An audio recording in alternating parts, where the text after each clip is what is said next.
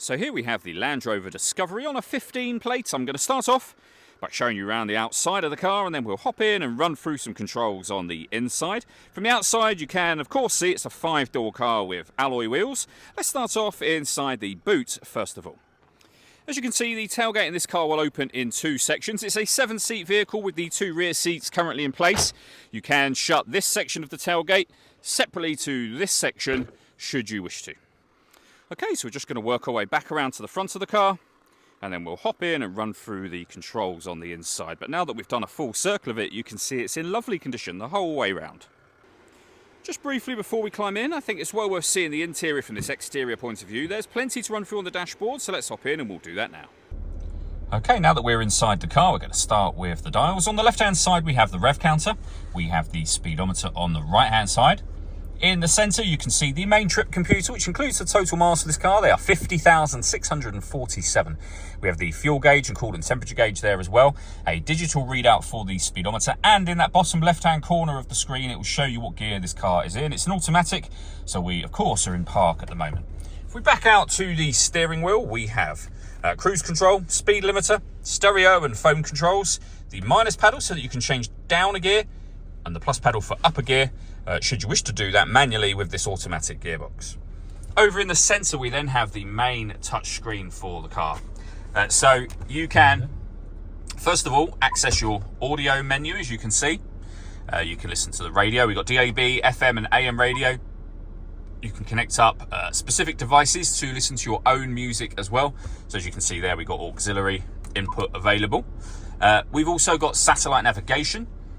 Really nice clear colour display on this car. It's a very easy system to use, and you can pair your phone from on there as well.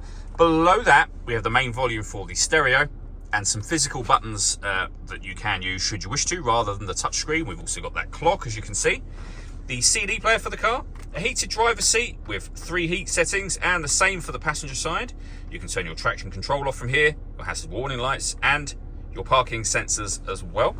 And then below that we have dual zone climate control, so you can adjust the driver temperature, the passenger temperature. You can increase and decrease the fan speed. You can determine what direction you'd like the air to be distributed in from on here.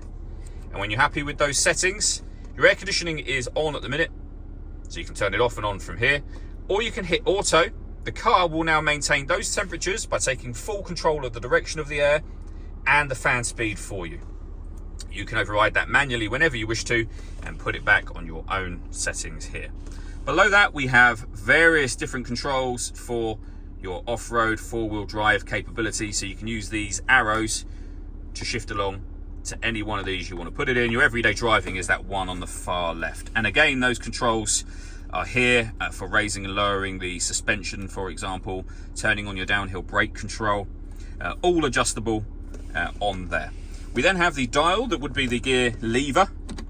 We have reverse, neutral, drive and sport, and then park of course all the way to the left if you're turning anti-clockwise. When you turn the ignition off in this car, that will lower down and sit flush to that unit.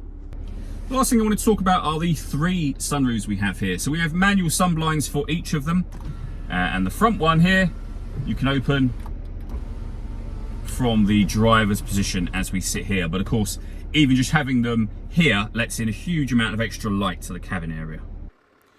All that leaves me to say is thank you for taking the time to watch this video. If you'd like to come and see the car in person and have a test drive, please feel free to give us a call here at West Horsley Motors. We'd love to hear from you soon.